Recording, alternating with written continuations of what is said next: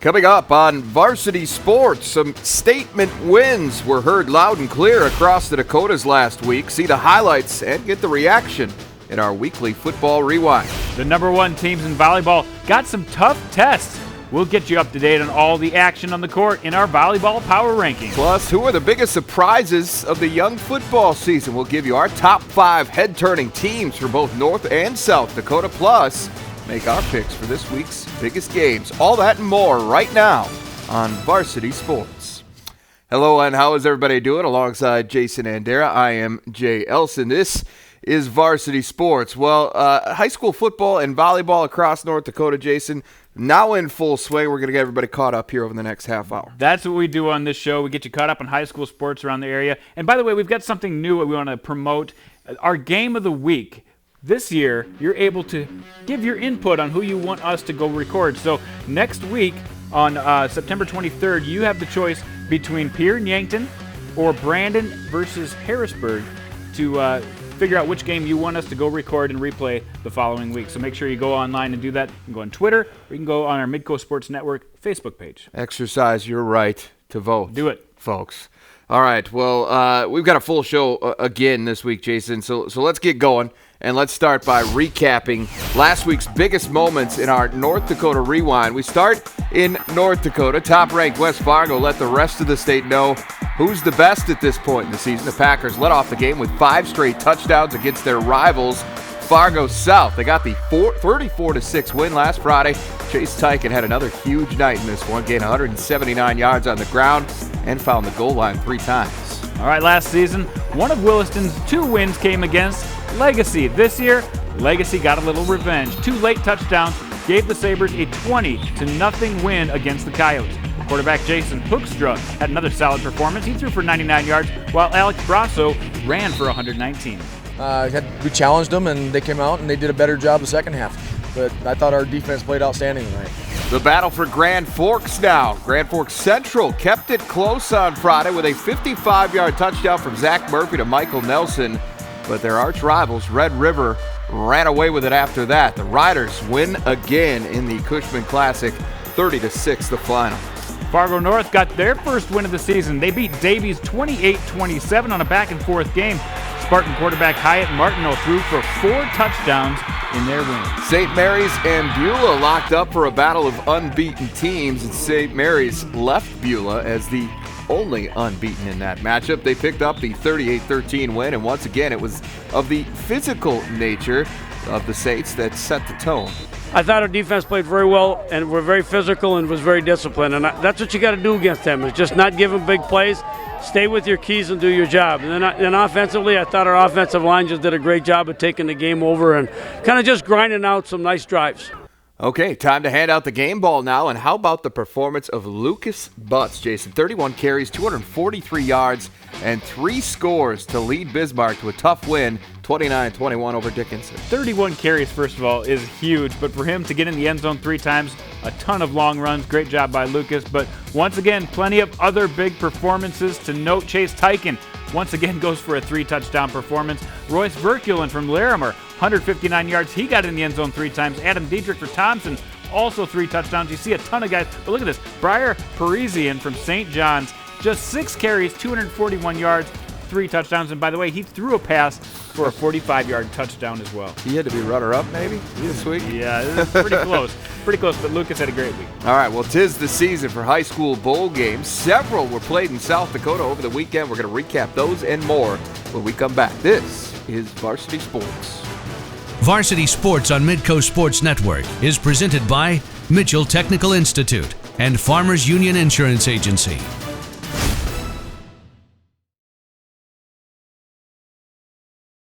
Welcome back to Varsity Sports. Well, last week featured a great slate on Friday as usual, but we're going to start the rewind this week with a couple of big games from Saturday night. Up first, the annual Tiger Bowl between Pierre and Harrisburg. It was back and forth early on with the teams trading touchdowns, but the home team would come through with another strong second-half performance. Harrisburg scored 3 of the last 4 touchdowns on the night to pull away from the Governors for a 33-21 win. The Tigers, paced by running back Jack Anderson, who ran for 147 yards and 3 touchdowns on 17 carries. Peyton Zabel threw 2 touchdowns to Joe King in the loss. The other big bowl game on Saturday took place at Howard Wood Field. Of course, the Dakota Bowl. O'Gorman had lost 3 straight Dakota Bowls coming into this year's game against Brandon Valley, but the Knights stopped that skid. Jason Poppinga's team overcame a 15-13 halftime deficit to beat the Lynx 34-22. O'Gorman quarterback Hunter Thompson threw for 348 yards. O'Gorman That's quarterback? O'Gorman quarterback, 348 yards, 4 touchdowns, and 3 of those went to sophomore receiver Canyon Bauer, who finished with a big night himself, 9 catches for 234. What ultimately came down fourth quarter, and offensive line took care of the ball, and we ran the drive for 80 yards in 8 minutes on the clock, and took care of business. So hats off to our kids for crunch time, believing in themselves and getting it done. The fans helped a lot. They kept us going the whole night. And we made plays happen. Our line did good. Our defense played excellent. It was a great game all around. Roosevelt picked up right where they left off the previous week against their crosstown rivals from Lincoln. Quarterback Torrin Devericks completed 18 of 29 for 228 yards and 3 touchdowns. He also ran for 2. Running back Tyson Jan added 135 yards and a touchdown on the ground as the Rough Riders roll once again 49-7. Our offense really got off to a good start, and get 21 points the first quarter. Really efficient and took care of the football. I just was really happy with the way our offense played.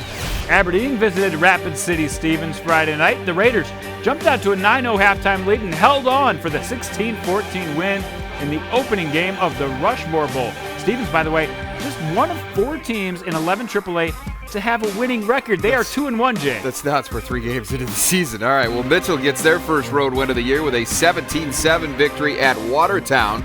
Spencer Negebauer did his thing again, running 23 times for 182 yards and 2 touchdowns to lead the Colonels. Alex Gower back at quarterback for Watertown this week, Jason, after last week's injury. That's good news for them. He threw for 214 yards in defeat. When you can play defense with some confidence and some belief to not only stop the run but stop the passing game, it gives you confidence to stay true to what you're doing offensively and be patient, and we were able to do that here tonight. All right, in 11A, Madison methodically put the clamps on West Central. They got a 32-0 win in Hartford.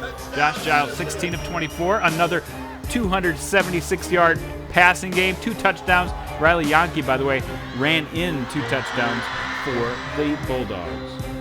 We're happy where we're at. We're 3 games into it. There's a long season left to play, though.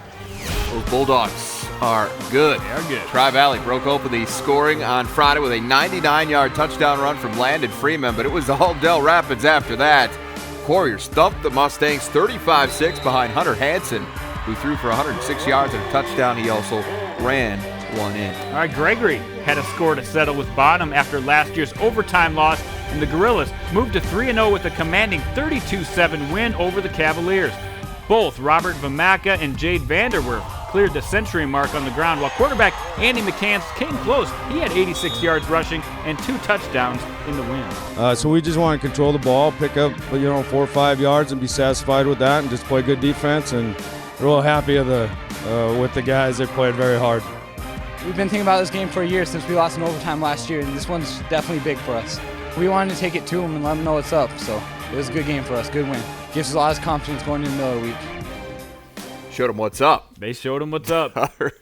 All right, Watch it's game out. ball time again, and as always, a lot of deserving players, but tough to get past that Dakota Bowl effort of O'Gorman sophomore Canyon Bauer. Yeah, they really threw the ball efficiently. Canyon Bauer with a huge night, 234 yards, 9 catches. You just don't see that from your old O'Gorman team. Yeah, when's the last time O'Gorman threw for 234? They threw for 348 in this game. It's nuts. He actually, that's 10th all-time on the receiving list. He's just a sophomore, so he'll be moving up. Let's look at some of the other big performances. His quarterback definitely has to be mentioned. Hunter Thompson, 348 yards passing, 4 touchdowns.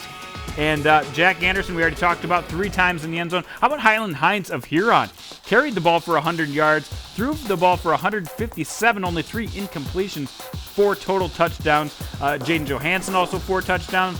Walton Blandon had 4 touchdowns. A ton of great performers on the night in South Dakota. Yeah, there was. And then that Huron squad, not too bad. They got some athletes there. All right. Well, later in the show, we're going to unveil the latest edition of Jandy's Volleyball Power Rankings and show you some highlights. But up next, going to look at some of the region's surprise football teams. Stay tuned for that.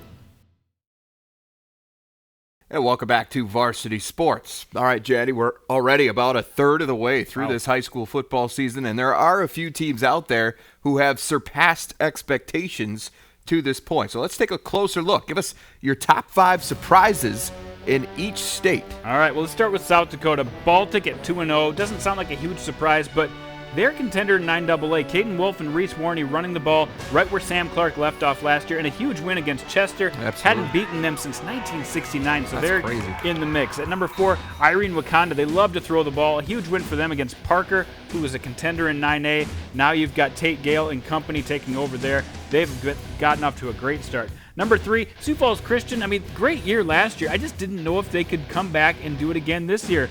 They have. Great start for them. Sawyer Prince and Riley Hogan run the ball and throwing the ball, in Sawyer's case, very well. Number 2, Gregory. That's a team that you went out and watched. What were your impressions by the girls? Well, it impressed me that they went into that game against Bonham last week, and we expect to see the spread offense out of Gregory. Right. They really like to throw the football. They ran the football extremely effectively. Vomaka, Vanderwerf, even the quarterback, McCants. Yeah. And so that was impressive. Their defense was very, very good, slowing down that bottom attack as well. So the whole package, to me, in that game looked pretty impressive. Maybe not a huge surprise that they're 3-0, but the way they've done it, 3 dominant wins for them right off the bat, makes them at number 2. They gave up 62 points to Bonham last year, and they gave up 7 last week. Huge difference. And then the top surprise team in my eyes, T-Area. Again, we knew they'd be a fringe good team, but they haven't gotten off to a start like this since 2012. We talked to their coach, Craig Clayberg, about their surprising start. We've got a lot of kids that have played a lot of years for us. A lot of these guys have started since they were sophomores, now they're seniors. So the experience helps quite a bit. It's nice when you can call a play that you probably haven't run much in practice and they know what to do already. So it really works pretty nice when you have all that experience and leadership from those guys, the older guys. All right, how about North Dakota now? Which teams are better at this point than you thought they'd be? Well, it's hard to say. West Fargo came in as my number 1 team in my power poll, but they're even better than I thought. They're one of the surprise teams. Huge start for them, dominating teams like Fargo South last week, getting a win on the road against Bismarck Century. They've got to be in my top 5. Number 4, Bismarck, coming off a 3-loss season last year. Huge, unknown territory for Bismarck to come back this year and get on track quickly. And what Lucas Butts has done, they are definitely a surprise team. Number 3, North Prairie. They came off a year last year going all the way to the Dakota Bowl, led by their quarterback and a D1 lineman. This year didn't have those guys back, but yet still off to a 4-0 start, so congrats to them. Kindred, last year 1-3 to start out their schedule. They lost to a Class A team early in the season. This year, perfect record, 3-0. They have gotten off to a wonderful start. And the most surprising team in my eyes, a team that hadn't won a varsity game coming into the season. Bismarck Legacy has not only got their first varsity win, but have reeled off 3 straight now. And we talked to Chris Clements, their head coach, about their surprising start. So moving into week 1, it was nothing but Cheyenne. And we enjoyed that for 24 hours, and then it's moving on to the Devil's Lake. We enjoyed that for 24 hours, and it was moving on to Williston. As long as we control the things that we can control, and that's our attitude and effort, and, not get ahead of ourselves, and preparation for each game as they come. You want to enjoy your wins, that's great. But, you're moving on to the next week. So we'll take it one game at a time, and this week happens to be an opponent that's 3-0, and we're preparing like this is the only game, and which it is for us this week. All right, now for more from those coaches, be sure to check out our latest Midco SM podcast, which is going to drop on Thursday. Go to midcosn.com, of course, iTunes, any way you want to download it. Listen to it. There's going to be more on these surprise teams. Also going to preview some of this week's big games. All right, time now to turn our attention to the volleyball court. Huron upset previous number 1 Harrisburg last Saturday, but are the Tigers the new number 1? Find out when Varsity Sports returns. And welcome back. All right, time now to check out the power rankings in volleyball. Switching it up a little bit here. Let's start in South Dakota, where the top-ranked and unbeaten Harrisburg Tigers had a tough time with Huron. Harrisburg won the first set 25-21, Jason, but the other Tigers, came back to take the next 3 and get the match 3-1. Yeah, I talked to Shelly Buttenhagen, the coach of Huron. They said, we came in loose, we had nothing to lose, and they played really well. They've been up and down a little bit this year, but have beaten some really good teams, and they took out Brandon Valley earlier in the season, who was ranked at the time, and now have taken out Harrisburg, the only team to do so far this season. Absolutely, and avenging an earlier loss to Harrisburg. Remember, it happened directly the opposite way. That time, Huron won the first set, lost the next 3, and this time, and they won on each other's home floor as well. That's interesting. Yeah. Kind of a fun part of that. All right, let's go through now some of the rest of the rankings. Where does Huron factor into all this? Obviously not at number 1. Yeah, they don't come in at number 1 because Sioux Falls Roosevelt has moved up to there. You see the record at 8-2, a little deceiving. They lost to a couple big schools in the Marshall tournament that they played at in Minnesota this year, Waconia and Lakeville North. They are still rock solid this year, and even though they've been moving some players around position-wise, they have really come together and look like the team to beat right now in AA. At number 2, Rapid City Stevens. They have done a great job of blocking and serving, and the outside hitter, Elizabeth Schaefer, has really come to play, and Kate Whiting, an unbelievable setter. That looks like maybe the 2 best teams. By the way, they play each other coming up on Friday. Be fun. Going to be looking forward to that. And then Harrisburg drops down to that number 3 spot, still above Huron. I still think overall a better team. Slaughter and Fixkey have done a great job of just playing that front line for Harrisburg all year long. And Huron moves up to number 4, which, you know what, I know they lost to O'Gorman, but they hurdle them here because of the strength of schedule and the good teams that they beat. And by the way, they've done that.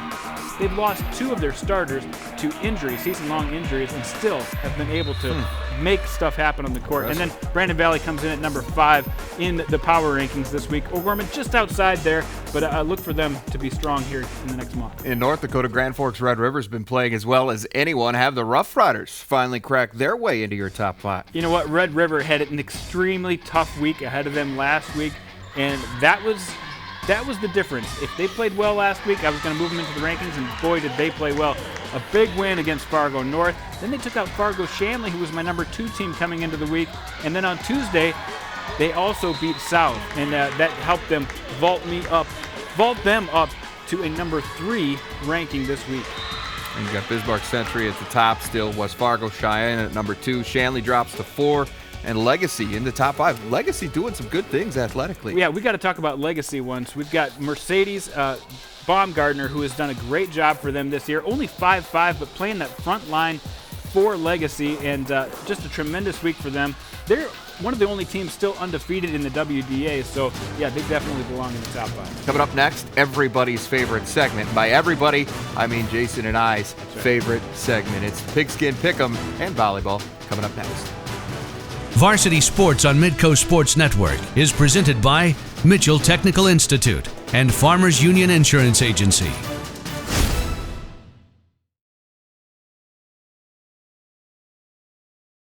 All right, it's time to make our picks, folks. And to this point, pretty good competition, as it usually is. Yeah. Jason with a 2-game lead, both of us 3-1 last week, but nobody has an upset yet. Nobody and that kind of upsets me. And usually that's the equalizer, right. And especially for you, Jay. So we'll see if this week we can get that upset 2-point pick to get sparked. Well, let's start with volleyball, shall we? Harrisburg at Roosevelt, good one in Class AA. These 2 teams have been in your top 5 all season. They will continue to be going forward. Who do you like? The best players in the state are on Harrisburg's team. I like Sammy Slaughter and Carly Fixie. They've done a wonderful job, and I think they have too much talent and will win this one. I like Harrisburg as well, but I do have one reservation going in, and that's the fact that this will be the Tigers' 4th road match in a span of 7 days. And so you have to wonder about the physical aspect of things, but I think the Tigers are going to be resilient enough to figure out a way to get it done. South Dakota football now, good one in 11 AAA. Sioux Falls O'Gorman and Sioux Falls Washington. Wow, O'Gorman could not have been much different between week 2 and week 3. They really turned their game up. We'll see if on homecoming week they can keep that going or if that fizzles out a little bit. Either way, I think Washington has more talent. I got to pick the Warriors. I think O'Gorman impressed a lot of people with their win over Brandon Valley and surprised a lot of people too, because nobody had seen anything like that out of this team ever in terms of the passing attack. But they found something. Can they continue that? That's the question. Washington's a pretty good team, though. They're going to be able to figure some things out. I think they're going to slow down Canyon Bauer at least a little bit. Yeah, he's not going to so? probably catch 248 yards worth of passes again, but I like Washington as well. All right, up in North Dakota, a good one in Bismarck. Legacy, one of the great stories of the season at Bismarck. How about that? A battle of undefeateds. Legacy taking on Bismarck. Legacy's done a wonderful job so far, but Bismarck has been so physical, so many different weapons on that line. Their defense has been outstanding. I think that's the key in this one. Chris Clemens said, we're going to have to beat them physically, and that's a tough task. I think the Demons are more physical than these teams. Legacy's a great story, like we said, but I don't think that they're quite ready to be competing with the likes of Bismarck, West Fargo, Bismarck Century. Not quite yet, but I still think Bismarck gets the win rather handily in this one. Final game of the week, Larimer at Park River. Great one here. This is a great one. A couple of the top teams in Class A right now. Park River on a 23-game win streak. Last time they lost, 2014 to... I see where you're going. It's to Larimer. Yeah. Larimer's top 3 running backs, by the way, combined, they average 9 yards per carry. They can also throw the ball around. I think this team has too many weapons offensively, and they've had a little easier time through the first couple games, so give me the Polar Bears in this one. When the teams are so close, home field plays a role. True. And I like Park River based on all that experience and based on all that success. The fact that they're at home in this game, I think they shaken off some ups and downs earlier in the season. I think they're ready to go. I like Park River Ford Bill Lincoln. All right, finally now, upset picks. Well, I'm going to take TGU. The Titans came close last week to getting an upset win, but this week, taking on undefeated North Prairie, I think they have enough to get a big upset win. Even though they only have 1 loss this year, that would be a big upset. I'm going to stay in your neighborhood, North Dakota 9-man. I like St. John over Cavalier, and St. John's a team, their only loss to this point is to North Prairie by 2 points, 36-34, second week of the season. Their 3 wins by an average of 42 points. Now, Cavaliers' first 4 opponents, a combined record of 5-11, so I'm wondering just how good is this team? And this is a St. John team that's going to test them. I think this game's going to be tight, but I like St. John to get it done.